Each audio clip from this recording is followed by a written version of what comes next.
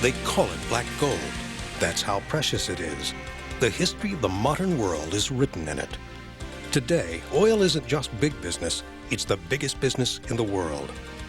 This is the story of how a succession of dreamers and schemers, scientists and charlatans, took the search for Earth's hidden treasure from a single 50-foot derrick to today's artificial cities that rise from the ocean floor, taller than the world's tallest buildings. Men like Edwin Drake, who drilled America's first well and ushered in the age of oil. Patillo Higgins, a one-armed lumberman whose huge gusher made Texas the oil capital of the world. John D. Rockefeller, whose dark genius for the oil industry made him the richest and most hated man in the land. Dad Joyner, an elderly con artist who found the biggest oil field in the world. And Dean McGee, whose lone vision of riches from the sea now accounts for 1/3 of all the planet's oil. Tonight on Modern Marvels, Black Gold, the discovery of oil.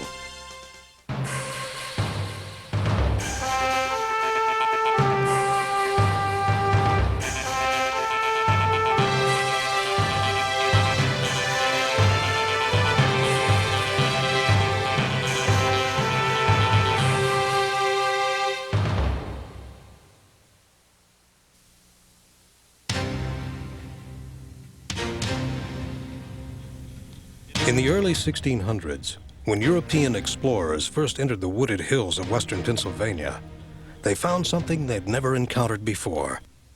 A black oozing substance that seeped up from the ground in viscous bubbles. The local Indians touted the substance as a folk medicine cure-all for everything from burns to broken bones. They also used it to caulk their canoes. Native Americans were not the first to make use of this natural resource. The walls of Jericho were held together with oil-based tar as mortar. And according to the Bible, Noah applied 2 coats of tar to the outside of the ark to make it watertight. Oil had been formed over millions of years from prehistoric plant and animal life that decayed and was compressed under great pressure. But it wasn't until the 1850s that it burst forth into the modern world and triggered a revolution. The man who launched this revolution was a New York lawyer with an entrepreneurial flair named George Bissell. He had seen how Pennsylvania oil was collected from the surface and used in medicinal elixirs popular at the time. Rub it on wounds, cuts, abrasions, rashes, pimples, sores, scratches, and other afflictions of the epidermis. But Bissell had another idea for this miracle substance. Could oil, he wondered, be somehow harnessed for illumination? Lamps burning whale oil were still the dominant source of home lighting, but the price of whale oil had been rising precipitously. Whale oil was extracted from the blubber and oil of the spermaceti whale. And of course the spermaceti whales were hunted extensively in the 1830s and 1840s, to the point that by the 1850s the world herd, as it was accessible at the time, was very much depleted. And that of course drove the price of spermaceti whale oil, as they called it, up. As a possible alternative to whale oil, Bissell in 1854 sent a sample of the Pennsylvania oil to a chemistry professor at Yale for analysis. 3 months later, the professor confirmed Bissell's wild dream. Your company have in their possession a raw material from which, by simple and not expensive processes, they may manufacture very valuable products. He had discovered that through boiling, the oil could be distilled into a high-quality illuminating fluid called kerosene, which burned with a clean, bright flame. Bissell and his partner, New Haven banker John Townsend, formed the Seneca Oil Company and acquired land in Pennsylvania. The problem they faced was how to get the oil in large enough quantities to create a kerosene market. The solution came from a bottle of make-believe medicine. While in a druggist shop one day in 1856, Bissell saw an advertisement for a miracle elixir, Kier's Rock Oil Medicine, that featured on its label a derrick used to drill water wells. Water distillers in Pennsylvania had long been plagued with the problem of oil seeping into their wells. It was this unwanted oil that Samuel Keir bottled and sold. In a giant leap of understanding, Bissell immediately grasped that drilling for oil might make sense. What they needed was someone to supervise the drilling of a well. Townsend suggested his friend, Edwin Drake. Edwin Drake was probably not the most obvious choice to drill what became the Pioneer oil well. He had been a purser on a steamboat, he had been a conductor on the New Haven Railroad, and so on. I think his major qualification for the job was that he needed work at the time. When it was announced that this well would be drilled for the express purpose of finding oil in the area there, Drake became a laughingstock. Everybody laughed at him. So in order for his backers to give him some credibility, all of the mail that went into him had the title Colonel on it. So when the postmaster saw it, oh, he's a colonel. So he was known as Colonel Drake. In the spring of 1859 in Titusville, Pennsylvania, Colonel Drake hired a local blacksmith named Uncle Billy Smith, and they began drilling for oil. As the months passed, they hit water, but nothing else. The oil industry's first well seemed destined to be the oil industry's first dry hole. As they saw their few $1,000s draining down Drake's well, the investors grew increasingly wary. Finally, in August 1859, Townsend sent Drake the last of the money and told him to close up the operation and return home. Townsend's letter arrived on Monday, August 29, 1859. But to his everlasting gratitude, it was one day too late. For on Sunday the 28th, with the well at 69.5 feet, Edwin Drake looked down the hole and saw something dark floating to the surface. When he asked what it was, Uncle Billy answered simply, "That's your fortune. The oil age had just begun." The well produced 35 barrels of oil a day. Each barrel held 40 gallons, and they sold it for $40 a barrel, almost $700 a barrel in today's dollars. Within days, the first oil boom was underway. The population of Titusville quadrupled overnight, and land prices skyrocketed as trainloads of newcomers converged on the town with money in their hands and greed in their hearts. Little more than a year later, Titusville had 75 wells producing oil and 15 refineries distilling kerosene. A local newspaper editor wrote of the period. The oil and land excitement in this section has already become a sort of epidemic. It embraces all classes and ages and conditions of men. They neither talk, nor look, nor act as they did 6 months ago. Land leases, contracts, refusals, deed arrangements, interests, and all that sort of talk is all they can comprehend. Among those who got rich were investors George Bissell and John Townsend. Among those who didn't was Colonel Edwin Drake. A poor businessman, Drake did not patent any of his inventions, like the sinking of a stovepipe down the well to hold water out and keep the well from collapsing. What money he did make, he lost in bad investments and died a virtual ward of the state, bitter about the fortunes others had amassed from his discovery. It was written of him when he died, "He shook the boughs for others to gather the fruits."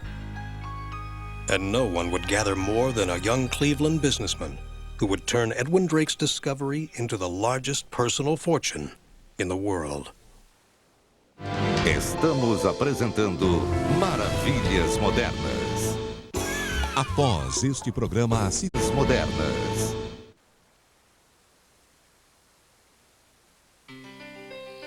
Drake's discovery in western Pennsylvania lit up the globe. Today, in the 20th century, it's hard to imagine the impact kerosene could have on the world of the 19th century, but it revolutionized society. As large amounts of oil were pumped up from the underground reservoir Drake had tapped, virtually overnight, kerosene became the dominant source of home illumination in America and Europe. You probably bought it from a street vendor if you lived in a city. If you lived in a small town, as a lot of Americans still did, You almost certainly bought kerosene at a general store. Compared to $5 a gallon for whale oil, kerosene prices varied from 10 to 25 cents a gallon. From Drake's 35 barrels a day in 1859, the Pennsylvania oil region was, only 3 years later, shipping out more than 8,000 barrels of crude oil a day. Huge refineries opened up in major cities along the rail lines where the oil was sent. By 1865, Cleveland alone had 30 refineries. Like the rest of the burgeoning young oil industry, refining too was a rough and tumble cutthroat business, and no one was more perfectly suited to it than a young Cleveland businessman who owned the city's largest refining plant. His name was John D. Rockefeller, and his dark genius for the oil business would soon make him the richest and most reviled man in America. John D. Rockefeller got into the oil business with a dry goods wholesaling partner during the Civil War. Got into it in a small way with a fairly conventional refinery, disposing of most of his goods in the immediate vicinity of Cleveland. By relentlessly pouring profits back into his business, Rockefeller expanded to a second refinery, then to an export business to service Europe. He bought boats, tanker cars, storage facilities. Finally, in 1870, he consolidated all his businesses under one name, the Standard Oil Company. By that point, Rockefeller already controlled 1/10 of the entire American refining industry. But that wasn't enough. He wanted nothing less than to control it all. In the 1870s, Rockefeller's pursuit of industry control set a new standard of ruthlessness. Bribery, extortion, collusion, and intimidation were just some of the weapons he used. Those competitors he couldn't take over, he drove out of business. By 1880, Standard Oil controlled 90% of the nation's refining capacity. By 1890, John D. Rockefeller was the wealthiest man in America. He moved to New York, divided his time between an opulent Manhattan townhouse and a vast estate in the country north of the city. But acquiring that level of wealth had also made Rockefeller one of the most feared and hated men in the country. Mothers warned their children to be good, or Rockefeller will get you. Rockefeller really became a popular target, largely because he had very little sensitivity to what we today would call public image or public reputation. Public opinion was certainly that he was an avaricious, ruthless kind of person. But as Standard Oil's stranglehold on the industry grew, so did assaults on Rockefeller's monopolistic practices. In 1904, immediately after his election, President Teddy Roosevelt launched an investigation of Standard Oil. 2 years later, the government brought suit against the company under antitrust provisions. Roosevelt called Standard's executives the biggest criminals in the country. The case was in the courts for 5 years, but in 1911, while he was hunting big game in Africa, Roosevelt got the good news. Standard Oil would be dismantled into numerous smaller companies. Rockefeller had lost his monopoly for good.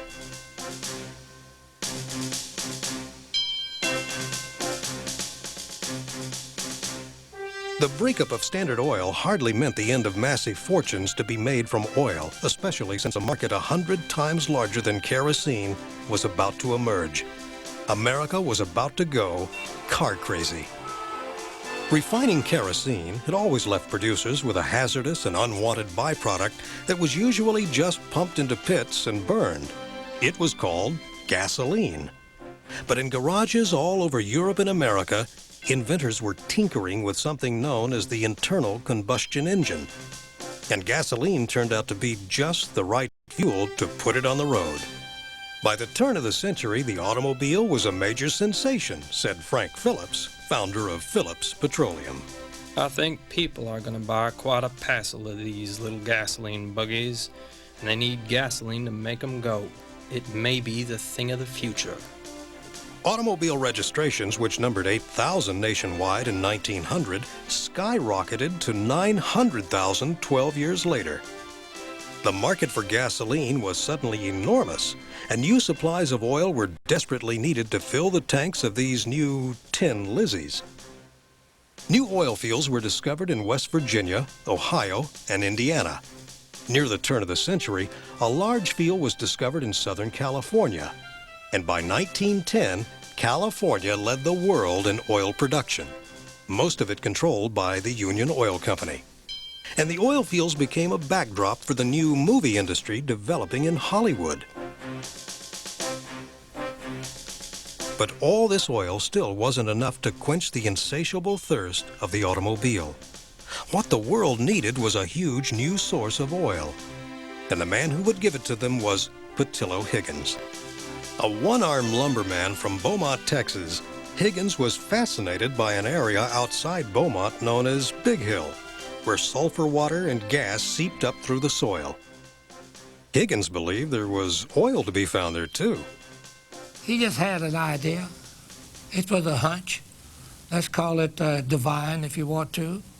In fact, in the early days, more oil and gas was found by people drilling by the seat of their pants than there were by geology and geophysics. Till that time, the oil that had been tapped was found between the Earth's surface and the first thick layer of underground rock. But Higgins believed there could be oil underneath that rock. Oil under great pressure, great enough to force up the gases Big Hill was known for. The geologists he brought to the site all dismissed Big Hill as oil field material, and in 7 years of trying to prove them wrong, Higgins had nothing but 3 dry holes to show for it. He even wrote a letter to a professor at Texas University, and a professor of geology. And he was sure that this professor of geology would probably back him up, but hell, the professor of geology wrote back and told him that the area was absolutely no good and the oil would never be found in the entire Gulf Coast. And so he had to go out on his own, and he tried to raise money and couldn't do it. And he put an ad in the paper about he wanted to drill this well, where it was, and everything else. And he only got one reply, and that was from Anthony Lucas.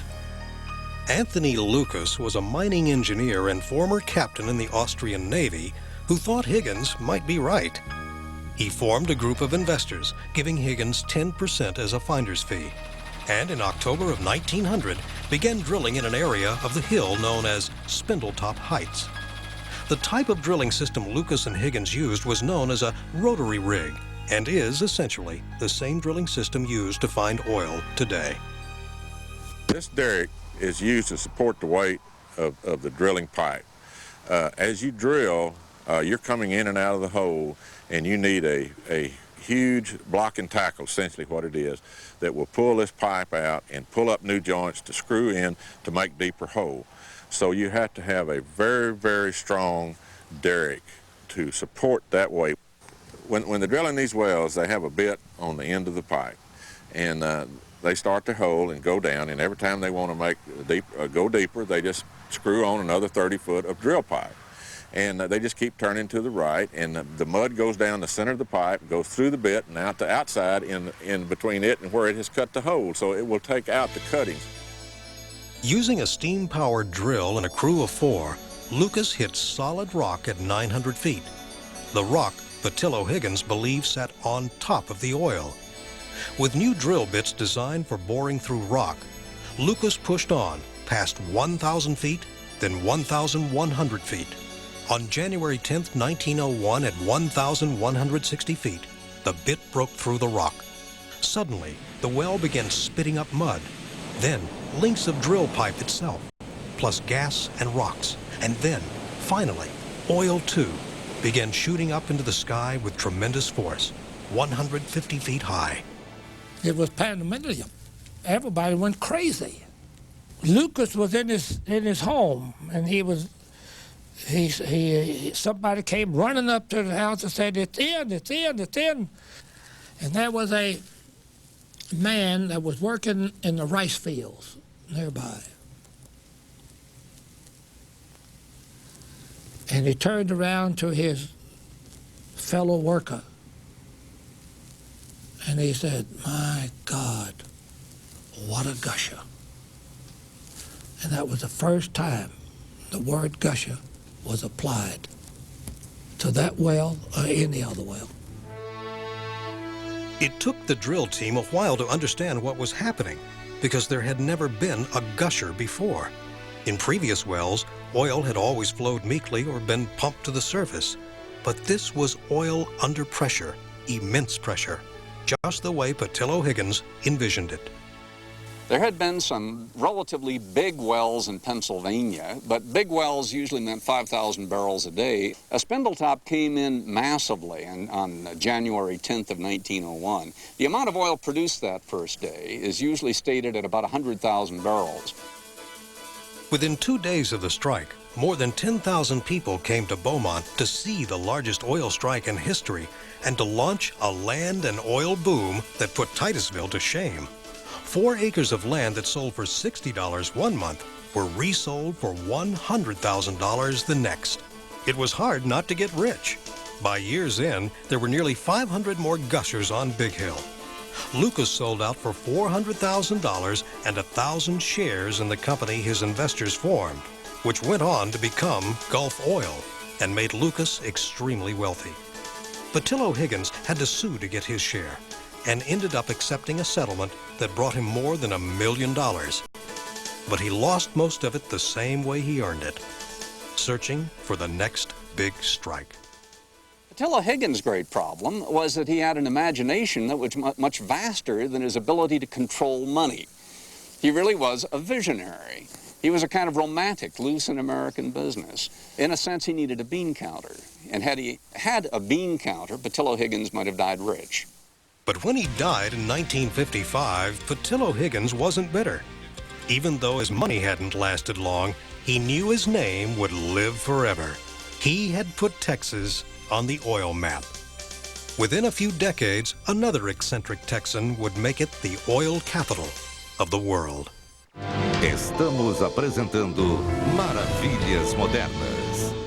Voltamos a apresentar Maravilhas Modernas.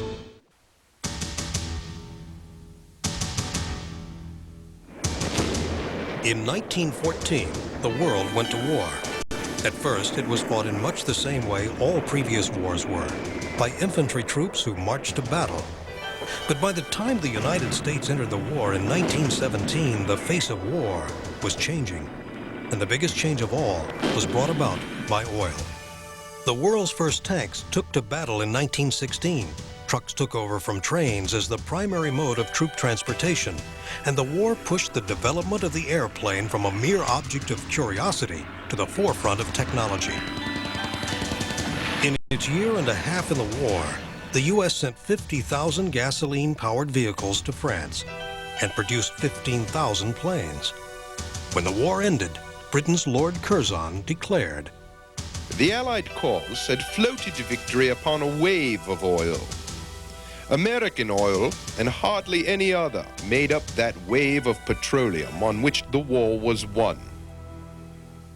After the war, demand for gasoline and thus for oil continued to surge, and production barely kept up with demand. New sources were desperately needed, and once again, one of the oil industry's most unlikely characters would step forward to deliver it. Not with just another strike, but with the biggest of them all. His name was Dad Joyner, a 70-year-old Texas oilman who had nothing going for him but nerve and luck, and most of that bad. With little income after years of one dry hole after another, Dad mostly lived off the kindness of well-to-do widows, whom he cultivated throughout Texas. Said Dad, Well, every woman has a certain place on her neck, see, and when I touch it, they automatically start writing me a check. He was a good man. Really he was. He might have romanced all of them. And at 72 years old, I give him credit for doing whatever he could. He was a promoter, let's face it. And he would promote enough above the cost of the well to always keep some in his pocket. one of Joyner's widows, Daisy Bradford, owned a farm in Rusk County in East Texas that Dad thought might hold oil. And in 1927, he began drilling for it. Geologists and oil experts told Dad there was no chance oil would be found there. But like Petillo Higgins before him, Dad just had a good feeling about the site. Often paying his workers with dubious shares and future profits, he drilled for 3 years using beat-up and borrowed equipment. In September 1930, there was a sign that Dad's luck might finally be changing. At 3,500 feet, the crew hit sand that seemed to have oil in it. A month later, on October 3rd, a gurgling sound could be heard from the well. The drilling crew chief shouted to the crowd, "Put out your cigarettes, quick!" With a roar, oil began spouting over the top of the derrick. Dad Joyner had finally found black gold. Not only that, it was a spectacular find. An oil field that proved to be 45 miles long and 5 to 10 miles wide. It dwarfed Titusville, Spindletop, and Southern California put together. The field turned out to be, well, proportionate to a significant part of the whole state of Connecticut in the end. Truly massive in extent and also in production. It has produced today close to 7 billion barrels of oil. There was nothing like it. It's the largest discovery at that time in the entire Western Hemisphere. 7 months after Dad hit it big, 1,000 wells had already been drilled, and the East Texas oil field, now known as the Black Giant, was producing 500,000 barrels a day, the equivalent of enough gasoline to drive to Jupiter. Dad Joyner made $1.5 million on his find, and in true to form manner, he spent every penny of it searching vainly for another black giant and romancing a long string of young women. When he died at age 87, he was living on donations from others he had helped make rich.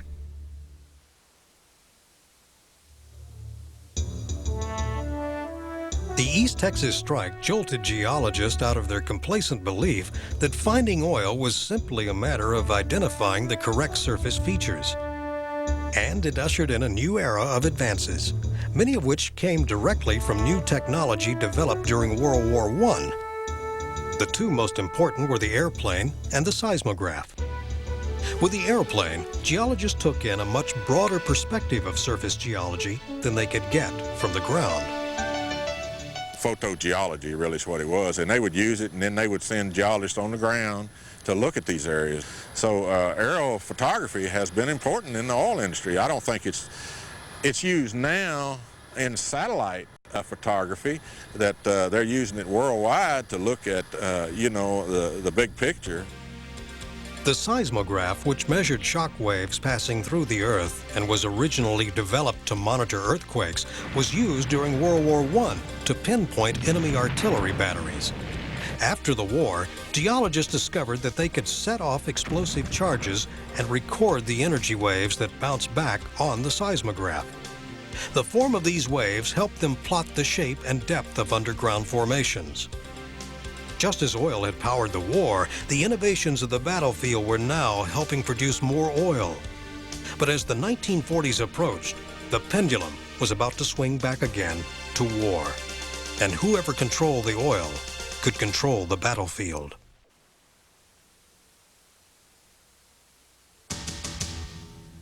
World War II was a mechanized war, the likes of which had never been seen. Armies no longer moved on their stomachs. They moved in huge fleets of tanks, trucks, jeeps, ships, and planes. And keeping them moving required oceans of gasoline and oil, most of it from Dad Joyner's East Texas Black Giant. The Battle of the Atlantic is being fought with oil and will be won by oil. But a serious problem was getting that oil from the Lone Star State to the industrialized East, where the major war plants and shipping yards were, and to the European theater itself. The very problem that the United States had in 1940-41 was that with the beginning of the European War, Germany began submarine warfare in the area off the Texas Gulf. And they did destroy a number of tankers. They made it very risky and very dangerous to try to ship very, very much crude oil or finished product in that particular way. Extra trains went to work, running tanker cars round the clock to keep the oil flowing, but it still wasn't enough. With the fate of the war effort hanging in the balance, the nation's oilmen made a daring proposal. They wanted to build the biggest and longest pipeline on the face of the earth, 2 feet in diameter, large enough for a man to crawl through, and running all the way from Houston to New York. They called it the Big Inch Pipeline. But the $70 million cost and the massive allotment of wartime steel made it a difficult proposal to sell in Washington. Steel was a strategic commodity at the time. If you look within the regulatory parts of the government, there was a kind of war going on internally in America between parts of the economy that wanted supplies and materials, and the people who wanted to promote big inch, little inch were competing with the people who were building tanks and so on. It took a year, and the final and best argument came in the form of Nazi torpedoes. By early 1942, German subs were sinking an average of 3 tankers per day. In August 1942, an army of 15,000 workers began the Herculean task of building a 1,200-mile-long pipeline over rivers, swamps, and mountain ranges. It was a demanding task and on an impossible timetable. Routes were surveyed and cleared. Trenches 3 feet wide and 4 feet deep were dug. 40-foot sections of pipe were welded together in the trenches and then covered. The work went on in even the harshest of winter weather. The pipeline was pushed north at record speed, almost 4 miles a day, from Houston to Illinois, then east to Philadelphia and New York. On New Year's Eve, 1942, barely 4 months after construction began, the first oil was fed into the pipeline. So desperate was the need for oil that the last leg of the line hadn't even been completed yet. But it took 3.5 days for the oil to travel the 1,254-mile length of pipe. And by the time the first oil arrived, the last leg was in place and waiting. With so much of the country's oil output diverted to war, consumers at home face shortages. Because of the necessity of diverting tankers to satisfy and fulfill the requirements of the Army and Navy,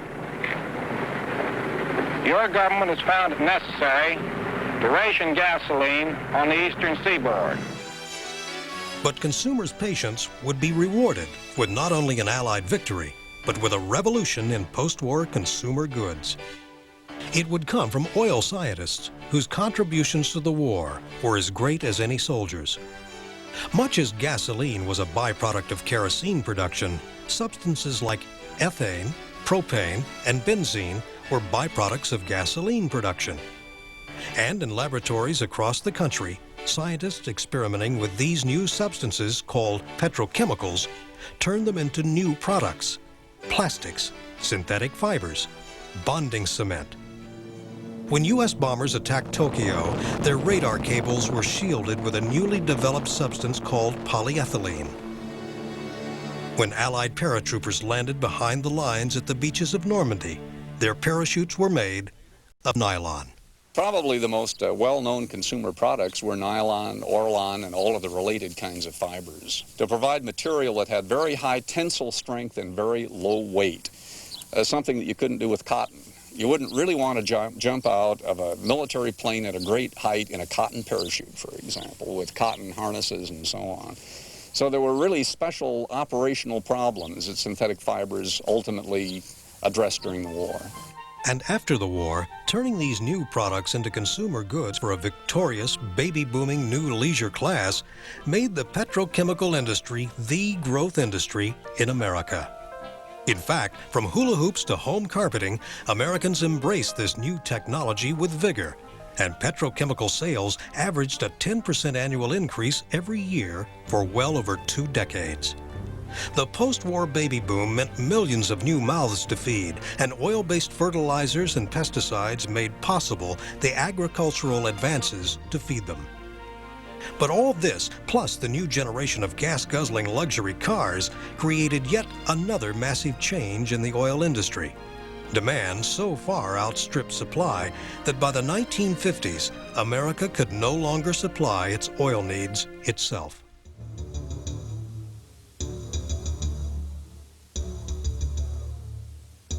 The new source for oil for the world was the Mideast. In 1938, a Standard Oil of California exploratory well in Saudi Arabia came in big.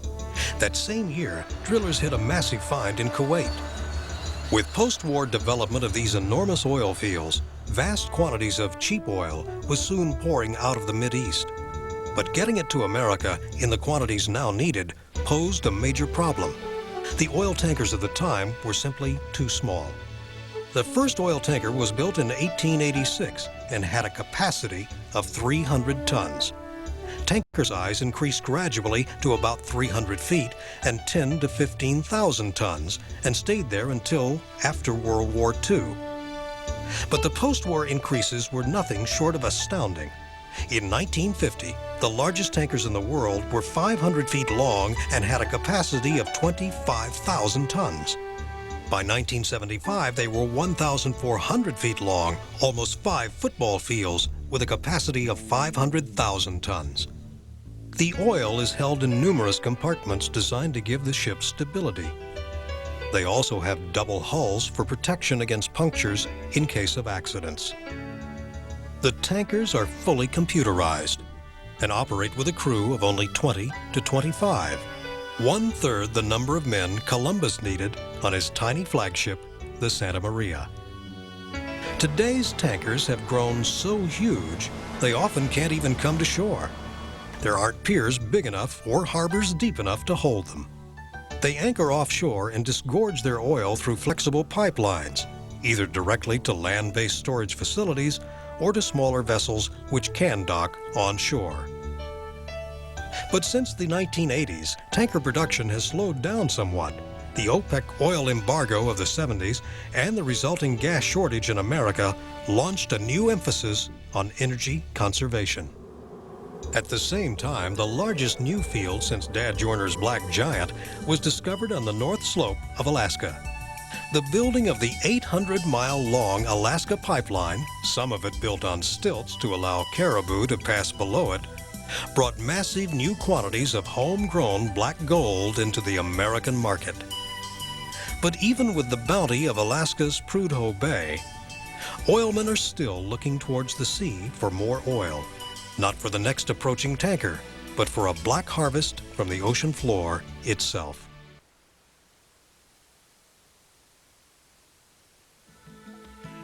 In California, Texas, Louisiana, major oil strikes were hit in coastal areas, and nearly everyone in the industry assumed there was oil to be found offshore. But until the late 1940s, no one really believed there was any way of getting it. As early as the 1890s, oilmen in Southern California had drilled offshore piers. But the idea of going farther out to sea was scoffed at, especially by the major oil companies. For them, there was still plenty of oil on land, and they weren't about to take a costly gamble looking for it offshore.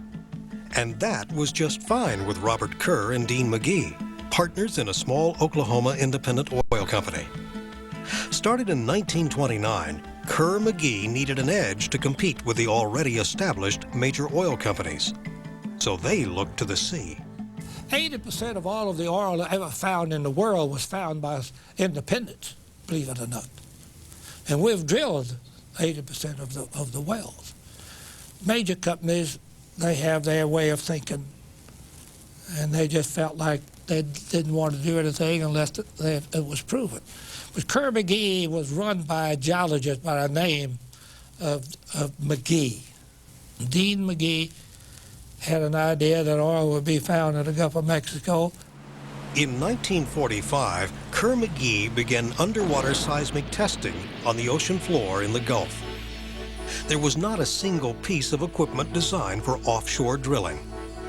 So when they picked two likely sites, Kerr-McGee improvised the technology as they went along and built the world's first 2 offshore oil platforms in 18 feet of water, totally out of sight of land. Surplus vessels purchased from the Navy and anchored alongside served as crew quarters.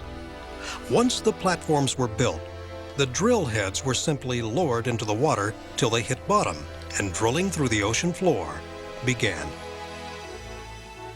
2.5 weeks later, on one of the platforms 10.5 miles off the coast of Louisiana, a crewman reported oil coming back with the mud.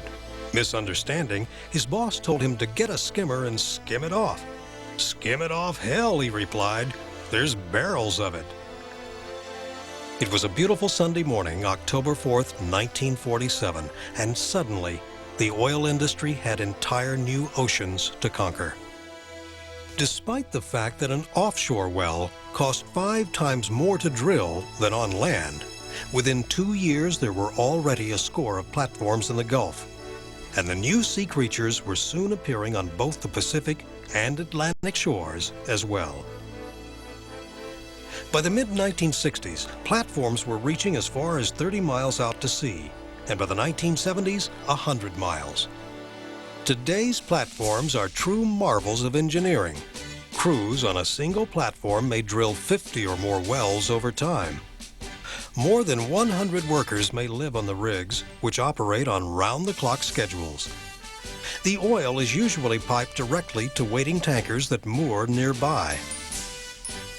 The workers typically stay for 2-week shifts at a time, and the rigs are designed to be completely self-contained housing units, featuring huge 24-hour kitchens, self-service laundromats, and even such landlubber amenities as movie theaters to break the monotony.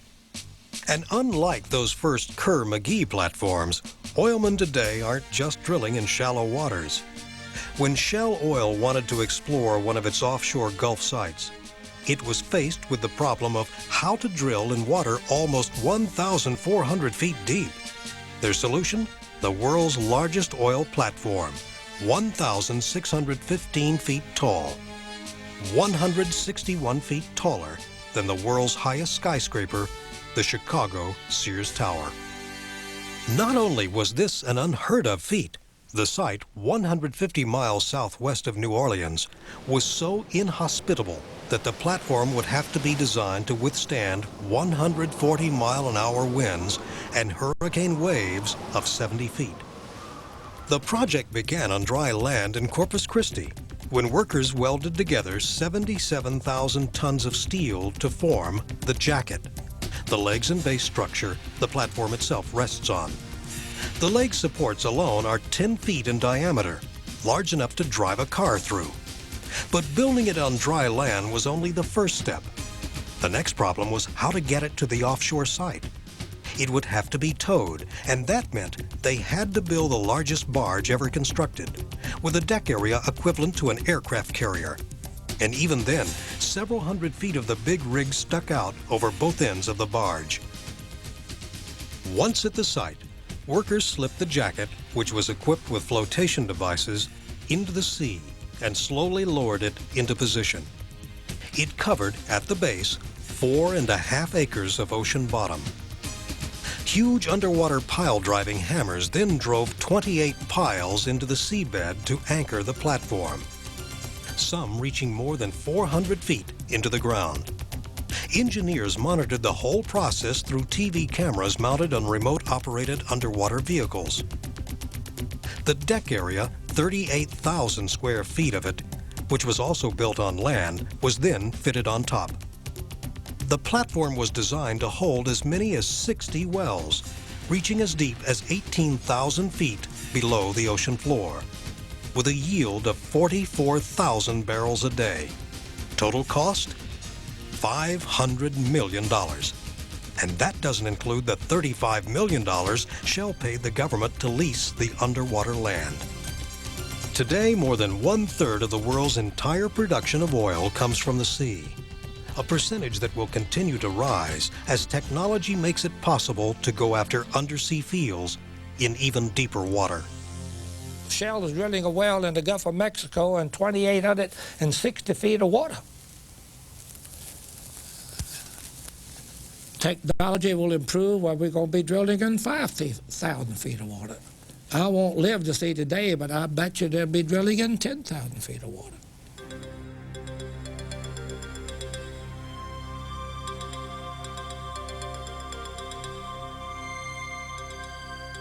In the 140 years since Edwin Drake discovered the greatest source of energy the world has ever known, the oil industry has changed immensely. But the men who make up that industry have hardly changed at all. The lure of oil has always drawn a special breed of adventurer. Part businessman, part riverboat gambler, part scientist, part snake oil salesman, but with an indomitable spirit and a doggedness to pursue the siren song of black gold wherever it is heard. As long as there is a need for petroleum, and as long as it is possible to hunt for it, it will not only be searched for, but it will be produced. And irrespective of where it is found, it will be brought to market if it is needed. It isn't just the money that comes with oil, although the degree of riches some have found is almost unimaginable. But there's more to it than that. It has to do with sinking a well into the unknown, of making a financial and emotional gamble that comes up empty time after time, of chasing the elusive, till one day you find it. And the thrill of that one single moment is what will always keep the search for oil alive. I've been right there many times. And I've seen when we take a core for the first time and you pull it out and you know you got a well and you smell it and you push it into your face. There's nothing. Nothing will beat that. Nothing. It's the most exhilarating, fantastic, emotional feeling you possibly get.